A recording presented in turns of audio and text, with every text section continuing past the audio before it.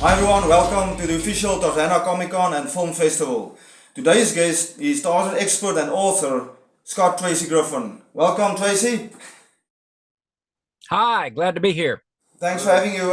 Yeah, I know by now the whole world knows, probably your works. I just wanted to show this again. It's one of the best Tarzan books ever written. That's actually covering everything of Tarzan. The stories, the movies, and the art. I mean, if you're any newbie who's starting out with Burroughs, I mean, this is the go-to book, obviously. It's fantastic. And also, obviously, this book, Tarzan on Film, which is also an in-depth look of all the actors and many more about the Tarzan lore of the films. And there's also like a foreword by Casper Van Dien, which is one of my favorite Tarzan actors. Tracy, I just want to ask you, obviously you've written books and you have all this knowledge. Is there any plans of writing more books about Tarzan or about the world of Edgar Rice Burroughs? Yeah, I would love to in the future. Nothing on the immediate horizon. I'd love to give John Carter and the science fiction and the other works the same treatment I gave Tarzan the Centennial Celebration. I actually pitched that book to Titan back in 2013 after Centennial Celebration came out, and they were the one that suggested Tarzan on film. So yeah, I think there's still plenty of things to be mined there. I think what we need is a big successful film though, because that's sort of what drives sales of books and everything else. Everything is driven by the film world these days. Yeah. And Centennial Celebration came out in 2012. That was the centennial anniversary. That was when John Carter came out. Tarzan on Film came out in 2016 with The Legend of Tarzan. So we need another big film to get another big splashy book out there. Yeah, I agree. A lot of things is visual these days, so I think film is very important to drive all the different aspects of a topic. But yeah, like you said, those two books is fantastic to, it takes a few days with your coffee table, going through the books and see it actually feels like you're going back in time, watching those sketches and photos and movies, so it's a different world. Yeah. Yes.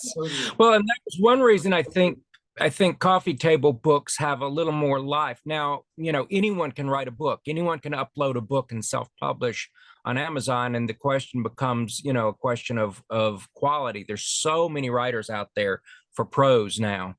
How do you vet someone? You have to read the reviews carefully. But with a coffee table book, in addition, I always try to give the text, and I think my critics have noticed that. One even said that just the prose alone, it would be a good book, even without the images. And I think that's the highest compliment in a coffee table book. But the thing about a coffee table book is it's an art artifact too. It's you're not just getting the prose, you're getting an art object. And so I think in today's society, coffee table books, that's for me the appeal and what gives them sort of legs in the marketplace. And I always strive to write evergreen books.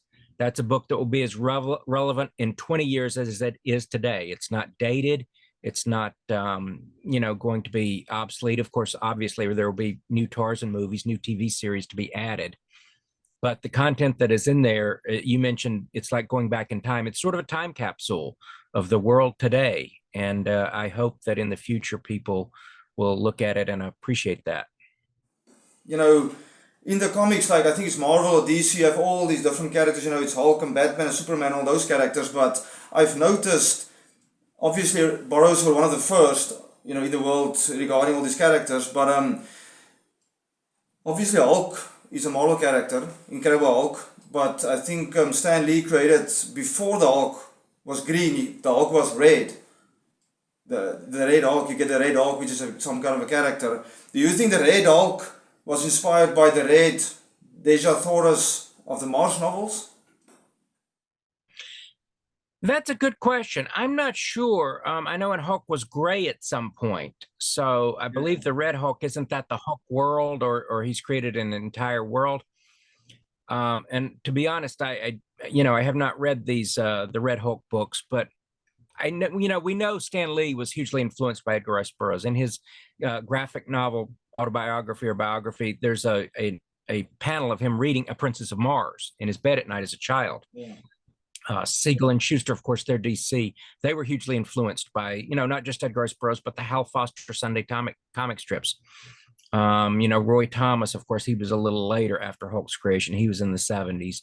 But Roy Thomas, Marv Wolfman, all those Marvel editors, they were steeped in Burroughs. They knew Burroughs coming and going. And Roy Thomas is still writing Tarzan. And he's a whole genre expert. He even more celebrated than his run with the Burroughs is his run with Conan the Barbarian. So these guys are steeped in Burroughs lore. I would suspect that Barzoom played some role in the Hulk world, the Hulk planet. Yes. I mean, especially with the movies like Dune that came out. I mean, Dune feels also like a kind of a Edgar Rice Burroughs spin-off almost. Yeah. Yes. You can see the Burroughs DNA in all of these things. The Star Wars universe, Dune, all of this sort of planetary romance or Sword and Planet, the soft sci-fi, I guess you would call it. It's not hard sci-fi, but you can see Burroughs' influence, wherever you look. If you're familiar with Burroughs' canon and you know what he wrote and what he did, you see him all over the place in pop culture. And it's just a shame that it's not with his name on it, that, you see all these other people who were influenced by, Avatar, the Water World, the second Avatar film that just came out last year. Very much sort of a Burroughs type setting. And Burroughs was, one of the first big world builders, creating an entire immersive world just through his words. And, everybody was experiencing here in the States, every creator. I remember after John Carter came out and it underperformed, and people were saying, oh, no one will ever touch John Carter. I can tell you every creative I spoke to, directors, writers, animators, they were champing at the bit to get their hands on John Carter because they felt it had been done an injustice. And it's like, well, let me get my hands on it and we'll show you guys what Burroughs is all about. So, in the creative community within Los Angeles, everybody knows, but it's surprising, when I used to work booths and do signings, sometimes the people that come up and they, just start talking, oh, well, I was an animator at Disney. I worked on Disney's Tarzan or that sort of thing. Or it's always been my life dream to animate John Carter.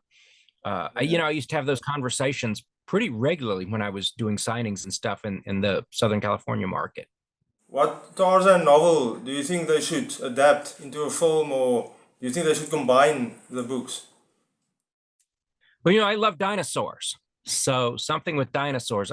I like Tarzan the Terrible, and that, again, it has this very unique world in Paludan with the monkey men. You would probably have to do something with Untamed to get into it, but would love to see Tarzan with dinosaurs. I think a lot of fans come up with Tarzan at the Earth's Core.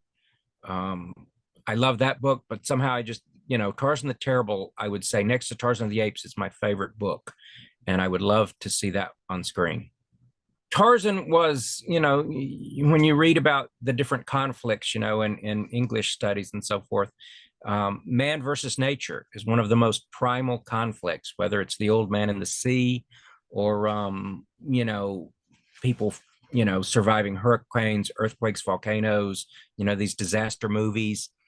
And I think that's what's primal about Tarzan. It's man surviving in one of the ultimate hostile, environments of the darkest jungle with all these beasts, and he's just alone with his knife, and the human ingenuity that has to come through to survive in such a hostile environment.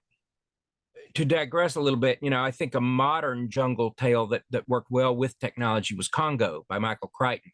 Yeah. And he was a big Burroughs fan. This was sort of his Burroughs thing. They're going into this lost city with these huge mutated apes, which are sort of like a lost race. And they have all this technology. And of course, they get into the jungle and the technology fails. I think the solution is, first of all, you present a timeless Tarzan. You present a Tarzan that maybe it is a period piece, but it's not dated, if that makes sense. We know it's sort of, in Star Wars, they say a long time ago in a galaxy far, far away. It's like a fairy tale. They immediately tell you, okay, this was a different time and place. So that's why I think it's a challenge to get Tarzan into sort of a modern Africa, and you need to get him into the jungle and suspend disbelief. It's about, suspension of disbelief, I think. Yeah. And just to digress a little bit more, I think another setting, that a place where they really put Tarzan in a modern setting and it worked because it was a lost civilization, was Tarzan in the Valley of Gold with Mike Henry. You have these guys who are, again, using modern technology to try and go in and plunder the gold. They have the tank and the flamethrower and the helicopter and everything. And it pits Tarzan against the modern technology. And of course, Tarzan wins. And I think, too, the primary antagonist in pretty much every Tarzan novel, as well as the movies, is civilization. The primary antagonist is man. Man is encroaching. And I'm not gung-ho on this Tarzan environmentalist thing where Tarzan's the original, conservationist, and because he, if you read the books, he's not a jungle cop. He doesn't go around righting wrongs. He's his own man. If someone messes with him or his loved ones, his animal companions, then he's this, terrible berserker. How many times in the novel does the guy, the people come in the jungle, and Tarzan just kind of shrugs his shoulder and it's like, well, the jungle will take care of this guy. He'll, he's on his own.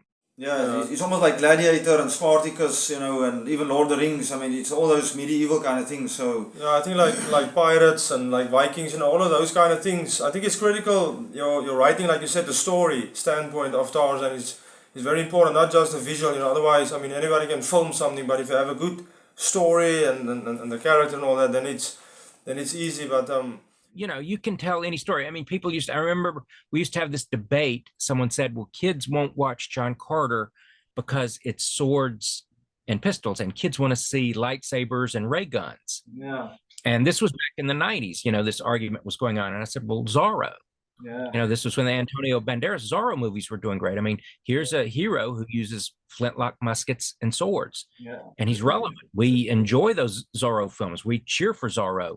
It's a different world from ours, and kids watched it and adults watched it, and it's great. It's all about, I think, setting the story. Once you invest people in the story and the characters, the setting becomes secondary. You had, Tommy Cook. Some time ago on the when you awarded the Edgar Rice Burroughs star on the Palm Springs Walk of Fame. Yes. Yeah, he's an interesting guy. He's 90. Is he 93 or 94? I believe he just turned 93. And one of the last surviving actors of the Weissmuller era, was the boy's antagonist in Tarzan and the Leopard Woman. Has great stories of Hollywood. He was 5 years old when he started as an actor, doing stage and radio. Then he was Little Beaver in the Red Ryder stories, and was in The Jungle Girl, which was based, which was, I guess, influenced by a Burroughs novel, not so much based on it. But he's an interesting guy, and I really enjoyed talking to him and getting to know him, because he's one of the last surviving links to the Weissmuller era. That's probably the first for Palm Springs, to have an actual star dedicated to Edgar Rice Burroughs. I think that's long overdue to have something, and I mean, thanks to you, you were the guy who set it all up. Oh, well, you're welcome. And I'm glad that I could have played a role in that. And I have to acknowledge Linda Burroughs. She wrote the letter. For a deceased celebrity, you have to have a family member who writes a letter, giving their approval. And Linda was happy to do it. And I said, if you do this, I won't put you on the hook for $15,000. I said, we'll get the fans to raise it. I want to thank the fans who, you contributed. I do appreciate that. Everyone chipped in. It was a team effort, and we got it done. The ceremony went beautifully. You can see it all on YouTube, on the Burroughs Bibliophiles YouTube channel. And yeah, it's just a wonderful time. And, I'm glad that we could bring together so many people who love Edgar Rice Burroughs. And the city of Palm Springs was very impressed. They said it was one of the best attended and best ceremonies they'd ever hosted. So they really enjoyed it. And I said, well, if you can find an angel, I said, I'm not going to do any more fundraising, but if you can come up with a donor who has $15,000, I said, we can put Johnny Weissmuller right next to him, because Johnny loved Palm Springs and he was here all the time. And, I have photos of Johnny in Palm Springs. So maybe someday Johnny will join Ed. Scott, I just want to say thanks a lot for your efforts towards, creating awareness for Edgar Rice Burroughs on his birthday, September 1st. And, we're always looking forward to new projects that you're going to do down the line. I mean, there's always something that's about to happen in your world.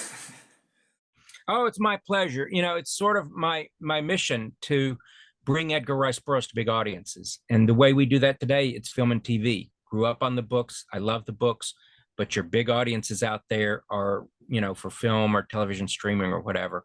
So that's sort of, you know, the future for Edgar Rice Burroughs is on the screen. And I hope to be a part of that. And I hope you guys are too.